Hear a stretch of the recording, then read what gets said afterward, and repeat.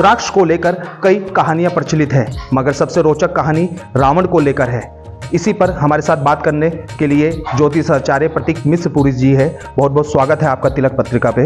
रुद्राक्ष का रावण से क्या महत्व है और क्या उसकी कहानी जुड़ी हुई है? देखिए, हमारे कनखल जो है इसका एक बहुत ही जो है धार्मिक आधार इस क्षेत्र का है। भगवान शंकर से जुड़ी असंख्य कहानियां यहाँ पर विद्यमान है। कहा जाता है कि यहाँ पर जो ये नगरी है, दक्ष नगरी, ये ब्रह्मा के पुत्र दक्ष की नगरी है।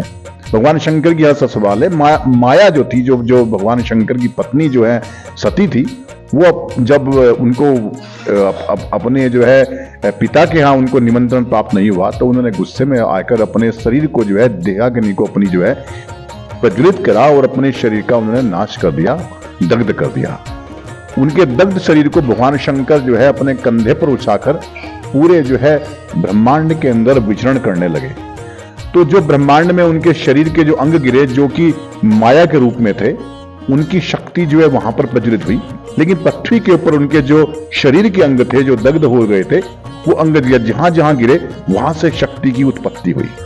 लेकिन इसके साथ में भगवान शंकर के जो अक्ष से, जिसने इसके नाम से यह रुद्राक्ष, रुद्र कहते हैं भगवान शंकर को, उनके कहते हैं अक्षु, जहां गिरे वहां से एक वृक्ष भी उत्पन्न हुआ और उस वृक्ष का नाम रुद्राक्ष हुआ। क्योंकि कहा जाता है कि जहां पर अश्रु एक गिरा वहां एक मुखी बना, जहां दो अश्रु गिरे वहां दो, जितने अश्रु गिनते रहे उतने ही मुखी रुद्राक्ष वहां पैदा होता रहा।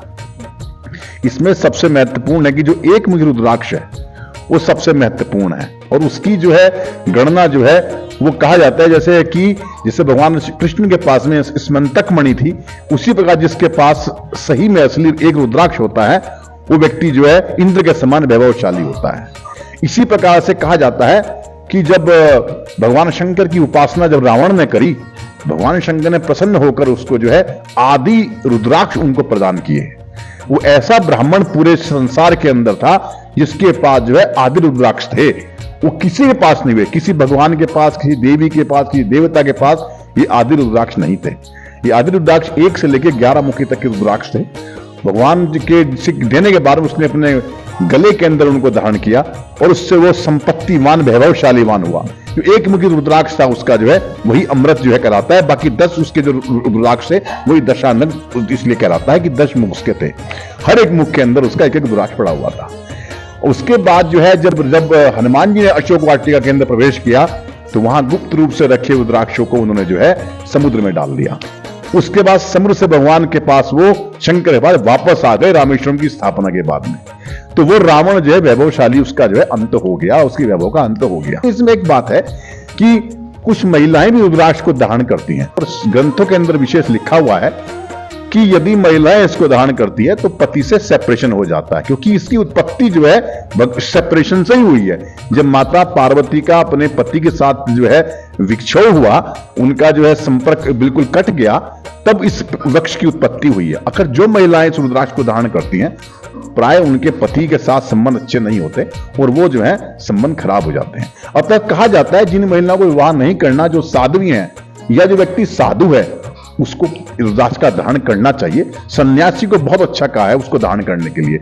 इसका रुद्राक्ष का विशेष महत्व यह भी है कि जो व्यक्ति चाहता है कि मैं आध्यात्मिक उन्नति करूं, वो रुद्राक्ष धारण करके उन्नति कर सकता है। मेडिकली में जो स्वास्थ्य के लिए भी इस रुद्राक्ष का बड़ा महत्व है। जो पंचमी रुद्राक्ष धारण करते हैं उनका ब्लड प्रेशर जो होता है, रक्तचाप जो होता है, वो बैलेंस रहता है, उसका रक्तचाप बढ़ नहीं पाता है। यहां पर जाकर एक्यूप्रेशर डालते हैं। इसी प्रकार से इसकी रुद्राक्ष की उत्पत्ति की, इसके धारण की कई प्रकार की विधियां प्रचलित हैं। इस जो एक मुखी नामक रुद्राक्ष है, जिसके पास भी ये रहा वो राजा रहा। 2 मुखी रुद्राक्ष जिसके पास रहा वैभवशाली रहा। 3 मुखी रुद्राक्ष जिसके पास रहा वो संकटकालीन समय के अंदर भी संकटों को पार करने वाला कहलाया।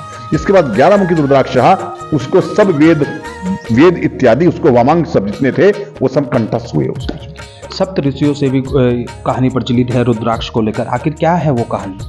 जब जो है जो सप्त ऋषि थे, जिसमें गौतम है, भरद्वाज है, अत्रि है, वशिष्ठ है, कश्यप है, इत्यादि जो 7 ऋषि थे, उनके पास जो है आदि रुद्राक्ष थे जो रावण को मिले। जब रावण की लंका जब दग्ध हो गई, तो वो रुद्राक्ष जो उनके पास से होते हुए भगवान शंकर के पास पहुंचे। नारद मुनि ने जो है रुद्राक्ष दिलाने के अंदर विशेष भूमिका निभाई।